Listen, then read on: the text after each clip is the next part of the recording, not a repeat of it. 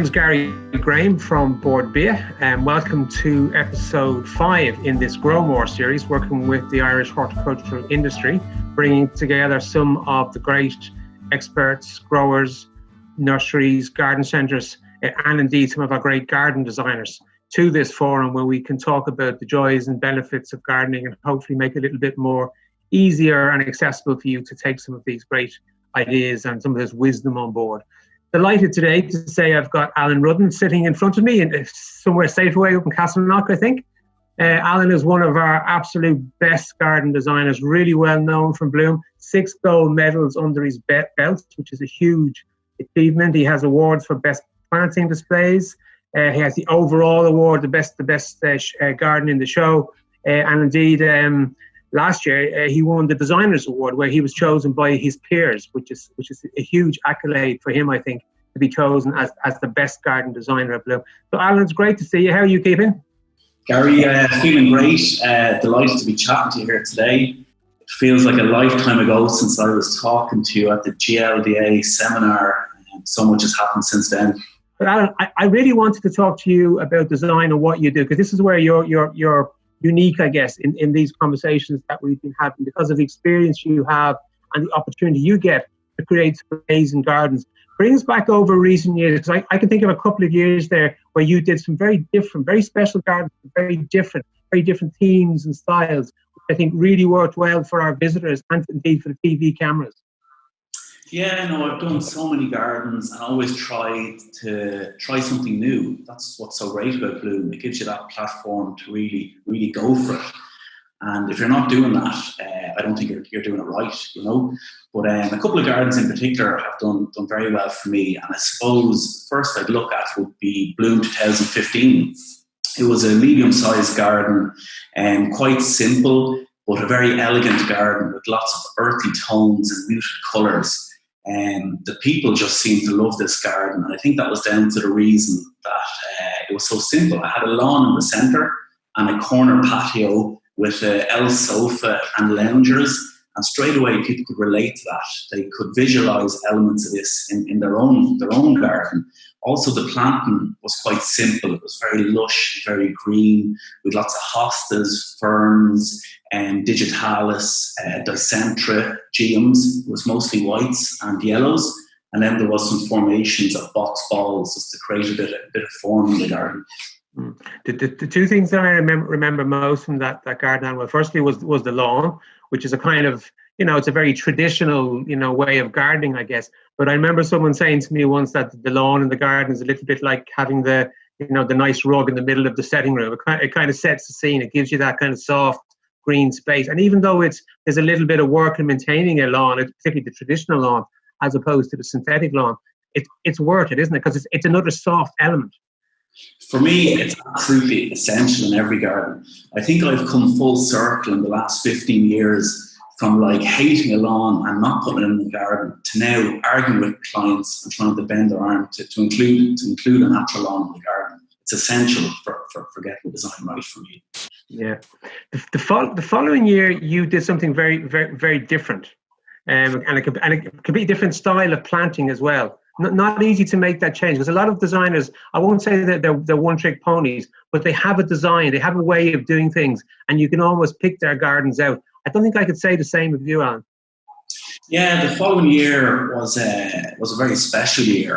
It was my first year working with Santa Rita, and I got to create a Chilean-inspired garden, which was really special for me, actually. That weekend in particular, the weather was fantastic.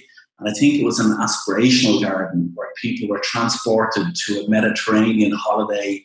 They could see the blue pool, the bougainvillea on the walls, the Mediterranean planting. But at the same time, they could actually pull elements from that garden, like the sunken terrace or the enclosed courtyard with the dining table. And they could bring them bits home. Like there's pockets of planting that everyone could definitely relate to.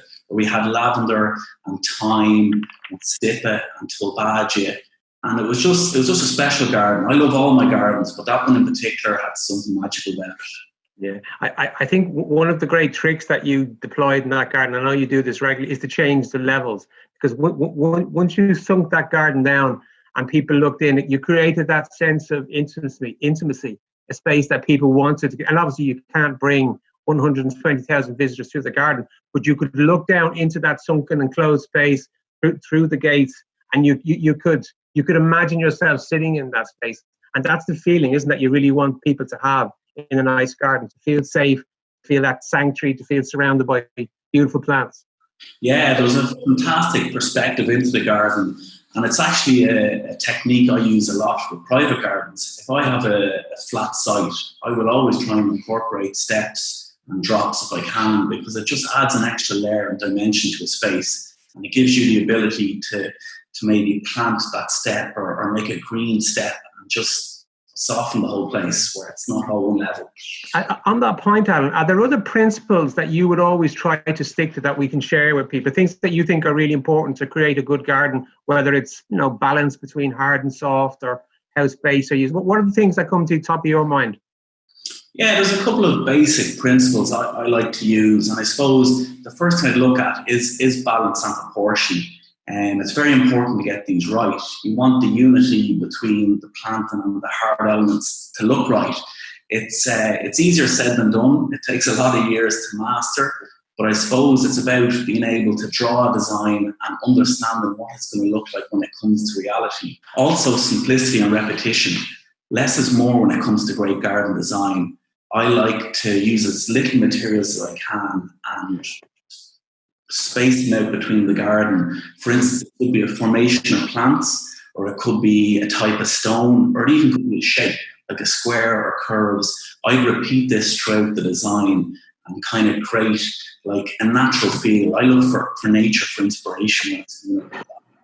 Also, colour and texture is very important. I think colour forms the base of the design and creates the mood.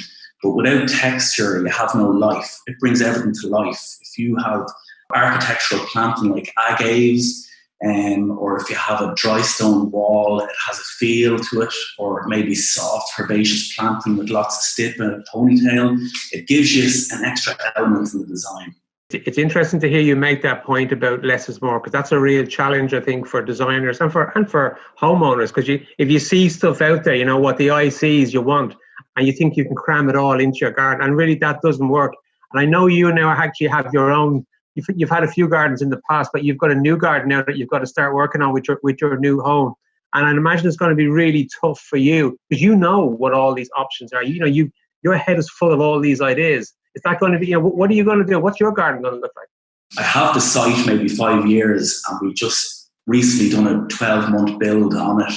And yeah, I've been tinkering with it for probably 5 years. I find it very difficult to actually finalise the details, so I can be sympathetic and understand the point of view from people who are approaching me to design their garden. Obviously, what you're saying, I'm trying to do everything in one space, but keep it simple. But at the same time, I want this garden to do everything I need it to do. I'm going to put you on the spot, Alan. Name a couple of really important elements and a couple of really important trees or plants that every garden must have. The kind of ideas of plants that you are definitely going to have in your space. Yeah, for me, I actually recently have been doing a lot of, I suppose, city gardens, like in Bord Bridge and Donnybrook, and they all have the basement terrace and maybe 3 or 4 floors above. And I've really started to get into shade planting. It's something I absolutely love. It's always so lush and so green, and it grows so quick.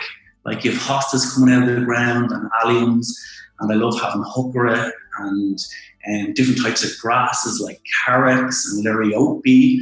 So yeah, shade planting is something I've really gotten into lately, and I'm really enjoying it. So I'm going to try and create shade in my garden. I'm going to have some peach trees in sections and have some covered canopies so I can plant underneath it and just really enjoy that space. Listen, Alan, thank you for that. I think that's great inspiration for anybody who tunes into this. Best of luck with your garden. I hope I get to see you someday, and I'll come bring the full judging panel with me and see can we give you another gold medal. Best of luck.